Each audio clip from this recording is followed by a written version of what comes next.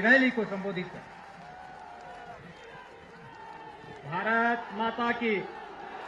सज्जनों, जहां तक आवाज जा रही है एक साथ आप बोलेंगे, भारत माता की, भारत माता की, भारत माता की, वंदे वंदे वंदे।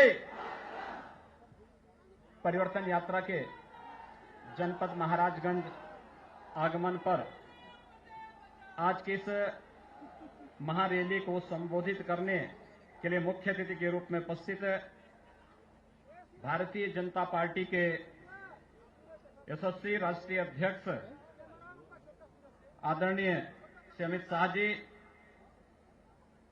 भारतीय जनता पार्टी के प्रदेश के अध्यक्ष माननीय केशव मौर्य जी, भारत सरकार में स्वास्थ्य एवं परिवार कल्याण राज्य मंत्री माननीय अनुप्रिया पटेल जी,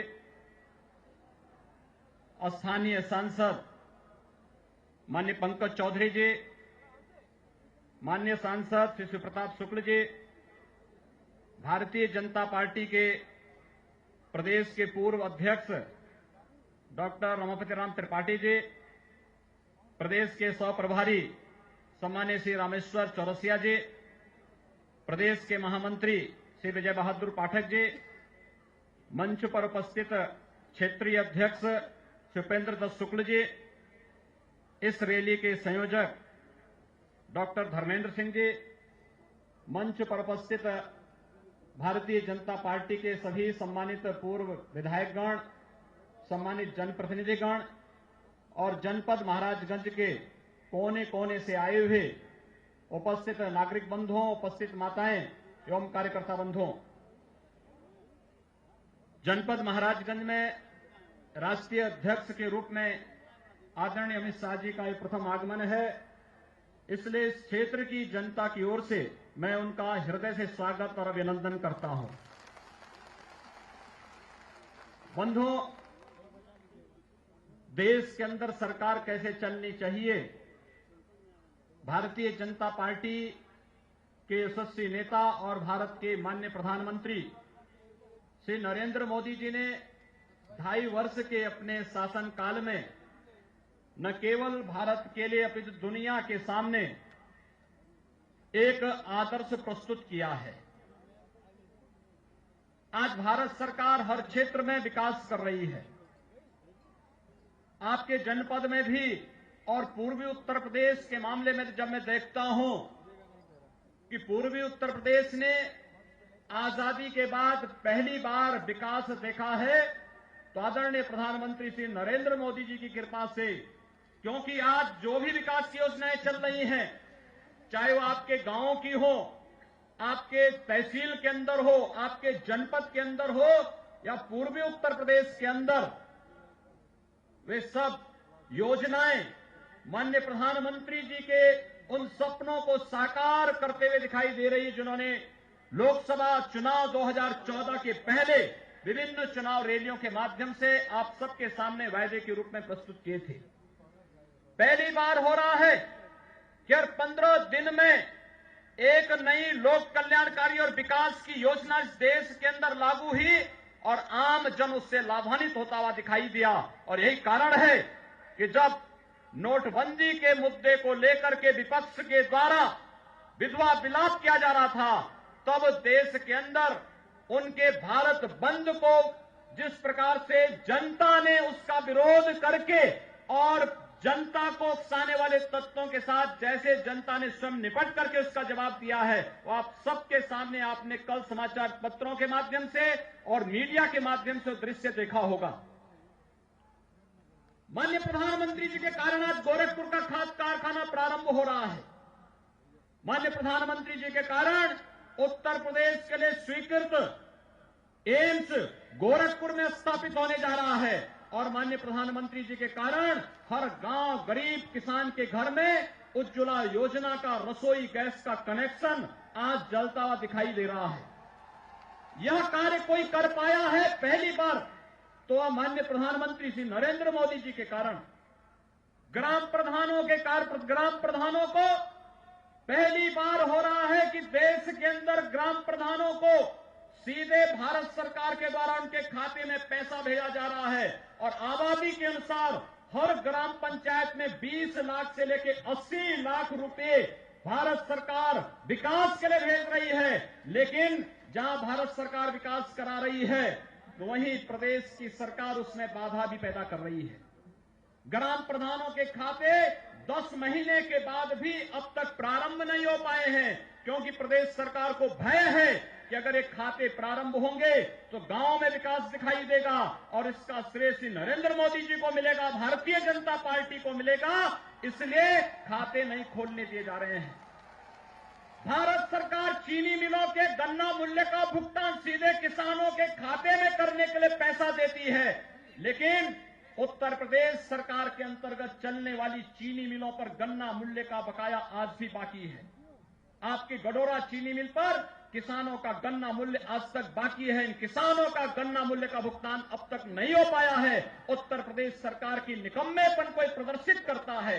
बंधुओं, आतंकवाद को कैसे नियंत्रित किया जाना है, इसका अनुभव माननीय अध्यक्ष जी को भी और माननीय प्रधानमंत्री जी को पुराना रहा है।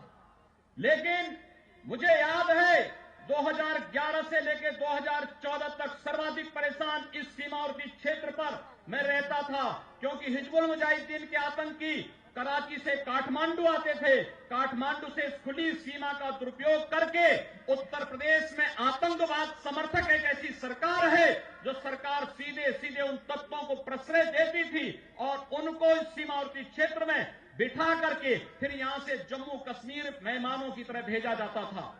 जिस दिन जनता जनार्दन ने फैसला किया था और श्री नरेंद्र मोदी जी देश के प्रधानमंत्री हुए, पूरे के पूरे सीमावर्ती क्षेत्र पर इस प्रकार की गतिविधियां अपने आप बंद होती हुई दिखाई दी। यह क्षेत्र संवेदनशील रहा है फेक करेंसी के लिए, जाली मुद्रा के लिए।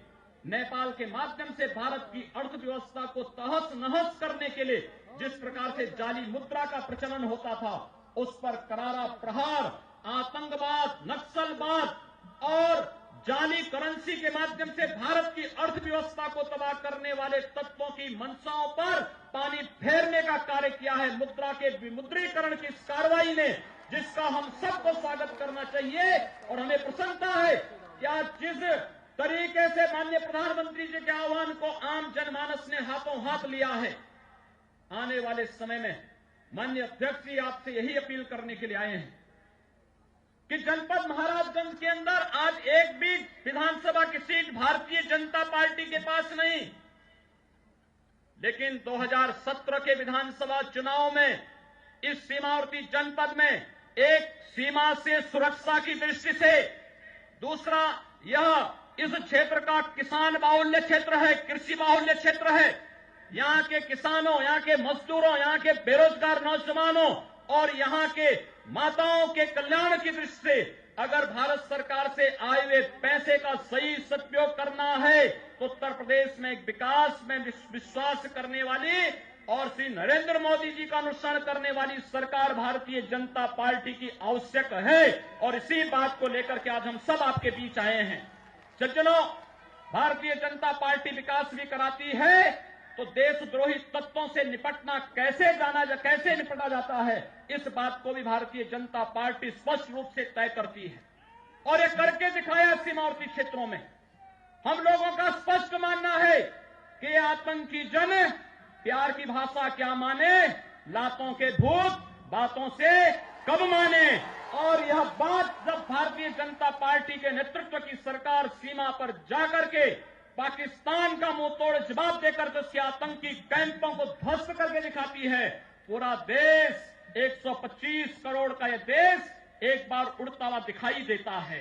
एक बार पुनः आज के इस अवसर पर मौसम की विपरीत परिस्थितियों को झेलते हुए माननीय राष्ट्रीय अध्यक्ष जी यहां पर उपस्थित हुए हैं। हम सब आपका आह्वान करेंगे। आप सब जानते हैं यहां का किसान परेशान है क्योंकि धान क्रय केंद्र नहीं चल रहे हैं। उत्तर प्रदेश सरकार को किसानों की चिंता नहीं, यहां पर रोजगार की कोई सुविधा नहीं, क्योंकि चीनी मिलें या तो बंद हैं या फिर उनको बंद करके लगभग 2000 करोड़ रुपए का घोटाला इस सरकार ने चीनी मिलों को बंद करके किया है। किसानों के पेट पर लात मारने का कार्य कर रही है। एक गुंडा और अपराधियों की सरकार माफिया सरगनाओं को और आतंकवादियों को महिमा मंडित करने वाली इस सरकार को सत्ता में आने का कोई अधिकार नहीं।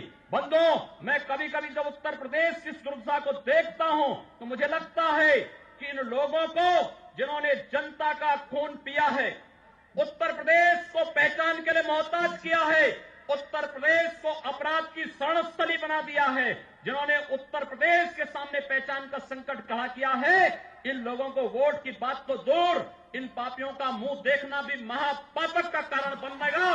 इसलिए इन तत्वों को वोट मत देना, कतई मत देना। जो सरकार आपके विकास के बारे में सोच रही है, आपकी सुरक्षा के बारे में सोच रही है और आपके आने वाली पीढ़ी के भविष्य के बारे में सोच रही है, उसी भारतीय जनता पार्टी को उत्तर प्रदेश के अंदर सरकार बनाने का अधिकार है। यही आह्वान करने के लिए आज माननीय अध्यक्ष जी आपके बीच में आए हैं। मैं एक बार पुनः उनका इस धरती पर एक बार पुनः हृदय से स्वागत और अभिनंदन करते हुए वाणी को विराम देता हूं। धन्यवाद। जय श्री राम।